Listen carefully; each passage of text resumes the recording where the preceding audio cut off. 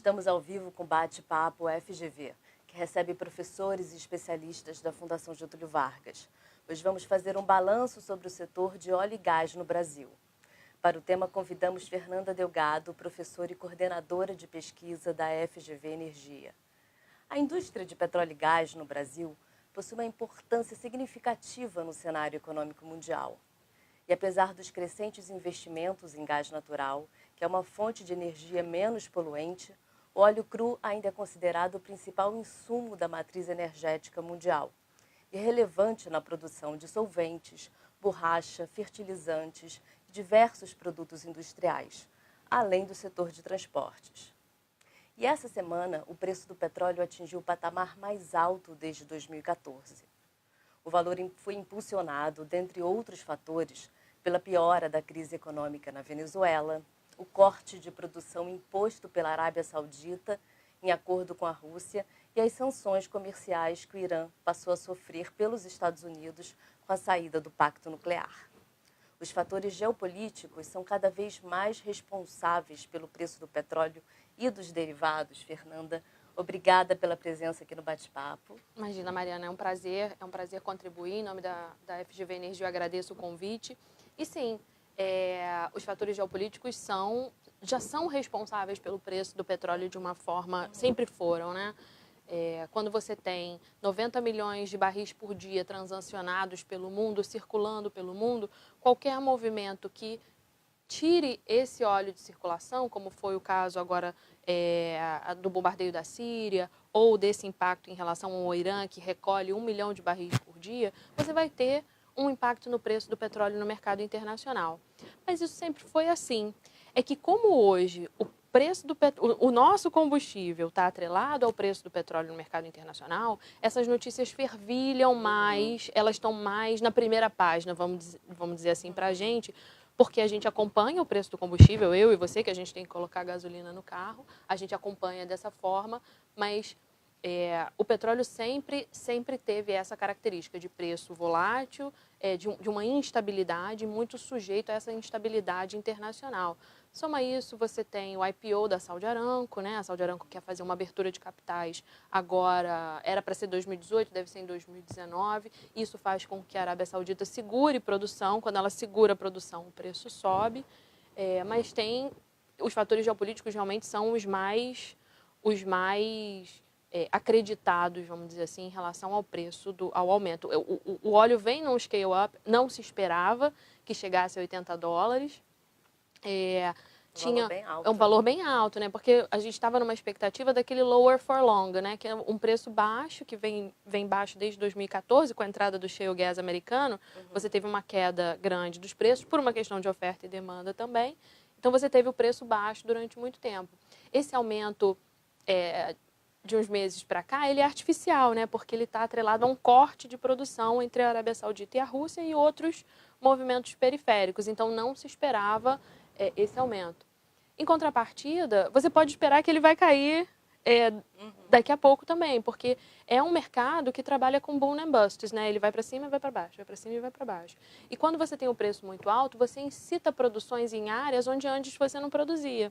Então, por exemplo, $80 o barril, você consegue produzir em áreas como outras empresas de shale gas conseguem operar em outras áreas. Você pode ter óleos não convencionais, óleos mais pesados, que entram em linha justamente porque se atingiu um preço maior de venda, né? Então, o meu custo de produção fica muito longe do meu preço de venda, a minha margem é maior. Quando eu aumento a produção, você tem uma queda de preço esperada e é só uma questão de tempo.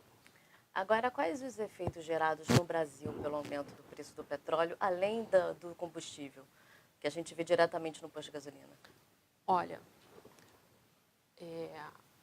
o Brasil, a Petrobras exporta uma boa parte, uma parte da sua produção, né? A gente exporta petróleo cru, a gente importa derivados por uma disfunção de mercado que eu entendo que não é saudável, mas é pontual, né? O governo já tem medidas para resolver, para tentar mitigar isso. Mas, de certa forma, quando você vende uma commodity e essa commodity tem um preço maior no mercado internacional, isso é bom para você. Então, para a Petrobras é interessante porque ela tem dívidas em dólar. Então, quando ela vende mais, ela recebe mais pela mesma mercadoria, ela consegue ter um fluxo de caixa maior para isso.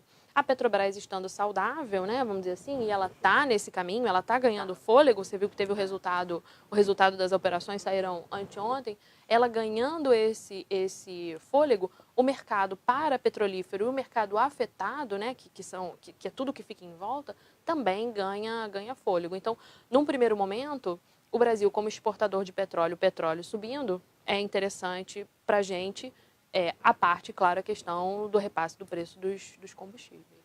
Agora, por que o preço da gasolina no Brasil é o que mais pesa no bolso do consumidor? No mundo. Aí a gente podia discutir aqui horas, né? Mas a política de preço que a Petrobras instaurou de atrelar ao mercado internacional, ela não é equivocada. Ela tem um sentido quando eu preciso, e a Petrobras está num movimento de desinvestimento, né? E por que tanto Petrobras? Porque a Petrobras hoje é 75% da produção e ela é 90% do refino e da distribuição. Então, a Petrobras não é um monopólio, mas é uma hegemonia do nosso mercado de petróleo e derivados. Então, em qualquer ambiente da cadeia que você circule, você vai ter a Petrobras como uma grande protagonista. Nesse sentido, quando a Petrobras anuncia os desinvestimentos, né, que estão no jornal diariamente, isso é muito interessante para o mercado, que atraia novas empresas e pequenas e médias empresas, porque as grandes empresas já estão aqui. Todas as majors, né, do petróleo já estão aqui, estão acostumados com um ambiente de vários tipos de contrato, com um ambiente de câmbio instável, com um ambiente regulatório instável. As grandes empresas estão acostumadas com isso. As médias e as pequenas não. Então, quando o governo passa uma mensagem de estabilidade, que é que o nosso governo tem feito desde o final de 2016, ele passa essa mensagem de estabilidade, ele passa a mensagem de que as médias e as pequenas empresas são bem-vindas também.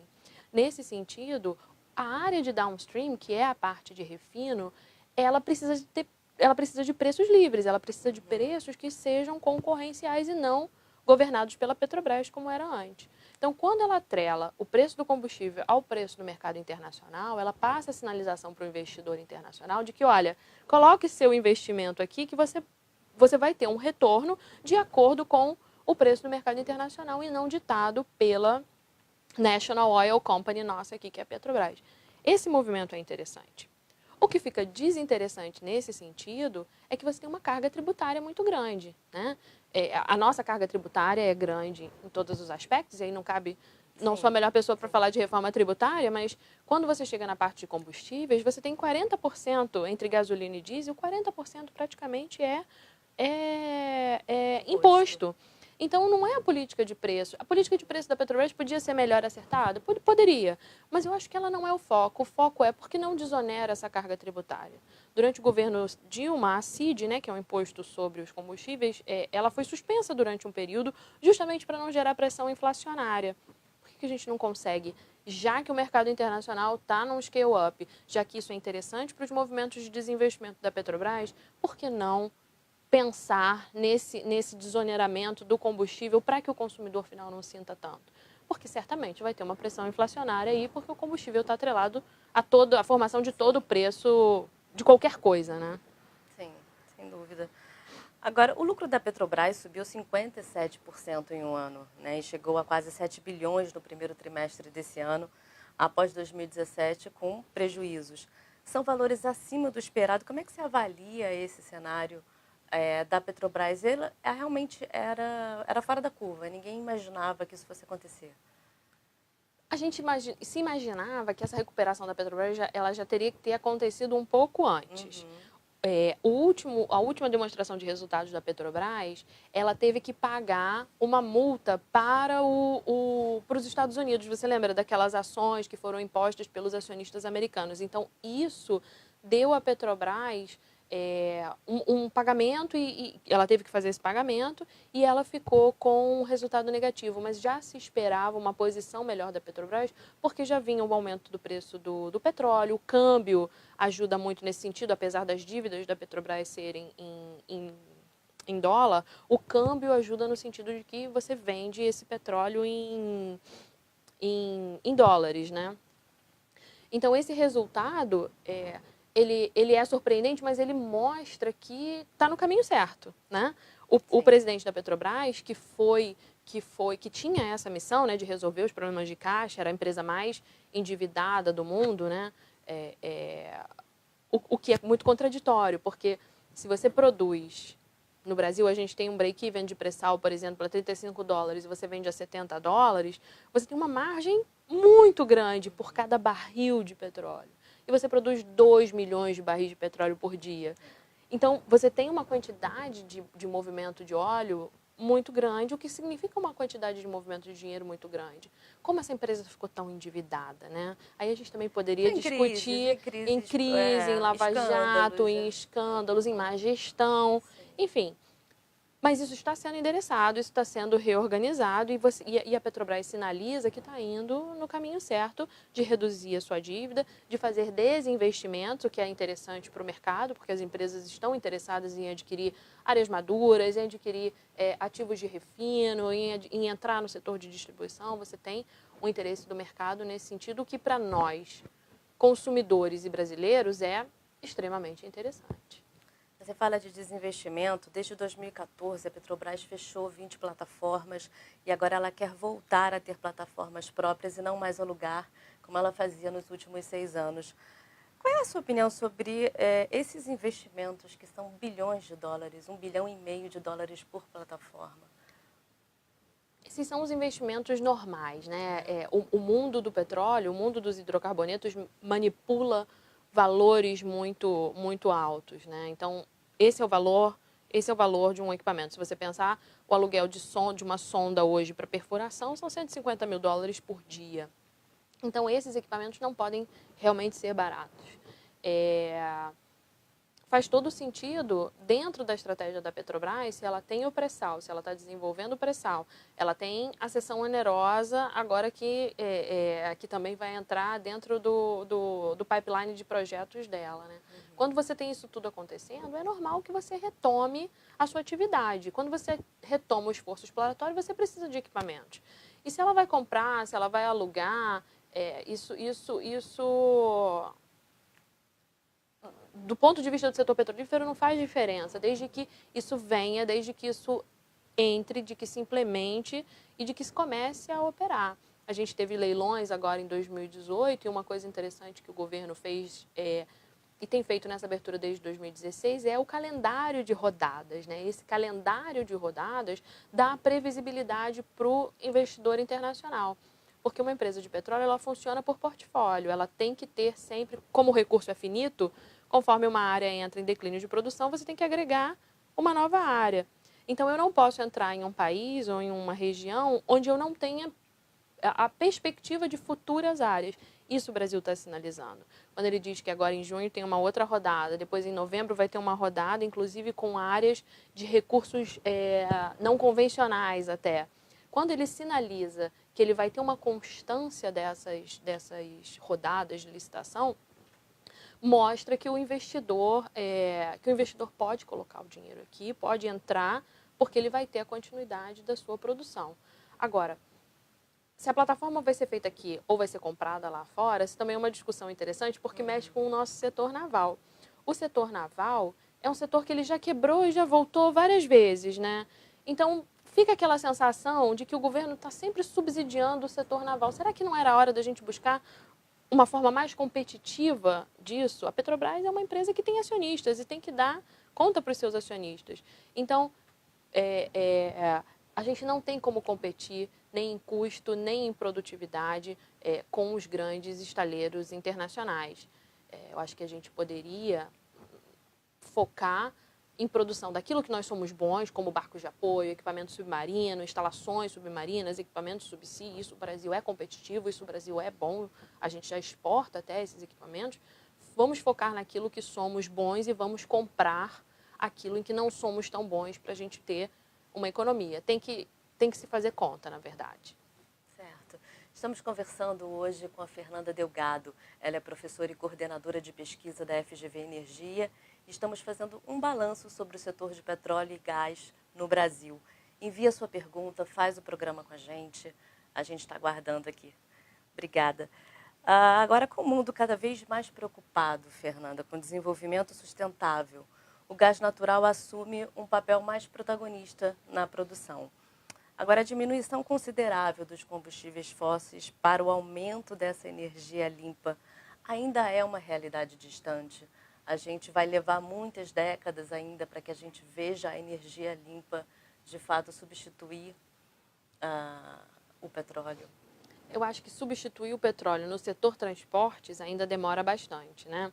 Por mais que a gente tenha todo o movimento de entrada de veículos elétricos que mexem nesse sentido, porque o veículo elétrico ele desloca o consumo de gasolina e de óleo diesel diretamente, você ainda tem uma passagem de tecnologia, ainda tem uma questão tecnológica para cumprir, para que você tenha o veículo elétrico entrando em escala.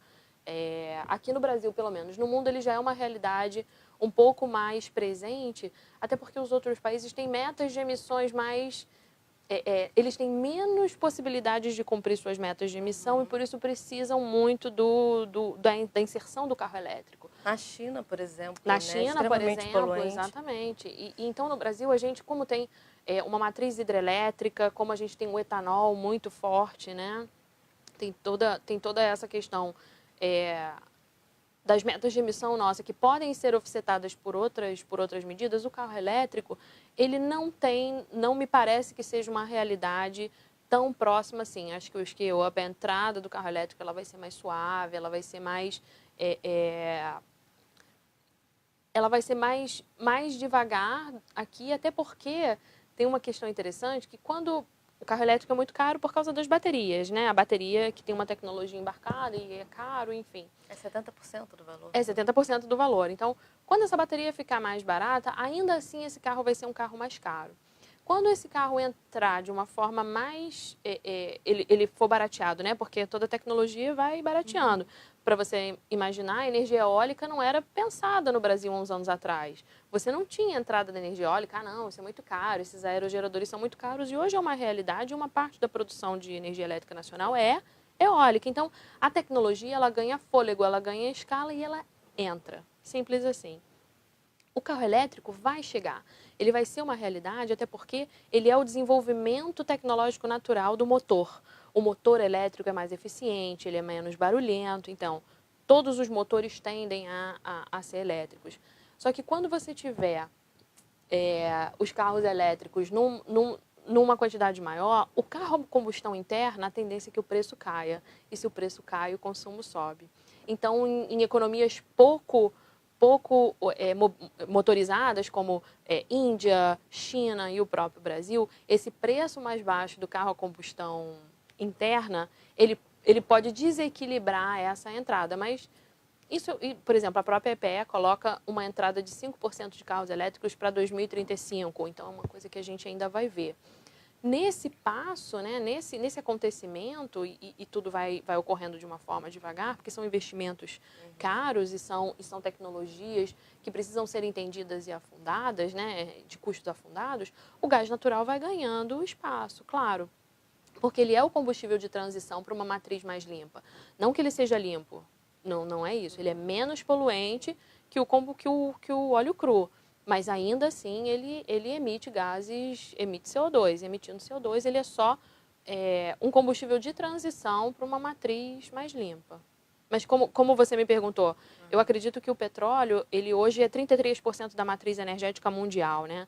No setor de transporte, ele ainda vai ter um protagonismo muito grande. Eu acho que no que você diz respeito à energia elétrica, ele pode ir perdendo um pouco a força na medida que você tem essas tecnologias e os renováveis entrando, a geração distribuída, né? Quando você tem um spread maior, menos focos, né? Porque o petróleo, ele hoje, ele acontece em focos. Então, você tem o Oriente Médio, você tem aqui a América do Sul, você tem a Rússia, você tem os Estados Unidos. Então, ele ocorre em focos no mundo. A energia renovável, não. Ela é livre, qualquer país vai ter painel solar, qualquer país pode ter energia eólica, então você tem uma diminuição, a tendência é que o mundo seja menos conflituoso, menos geopoliticamente conflituoso quando você caminhar para energias mais limpas, justamente por essa abrangência maior. Isso é legal. E a gente está caminhando, tá se fazendo esse movimento. Muito se fala que fazem várias previsões que daqui a 20, 30, 50 anos a gente não vai usar mais o óleo cru e sim todas as energias serão menos poluentes. A gente está numa transição, de fato, isso está acontecendo. A gente tem previsões, você se arrisca a fazer previsões, porque a gente não sabe, né? Muita gente fala, não, o petróleo vai acabar, o petróleo vai, né, extinguir em algum momento. Isso é verdade?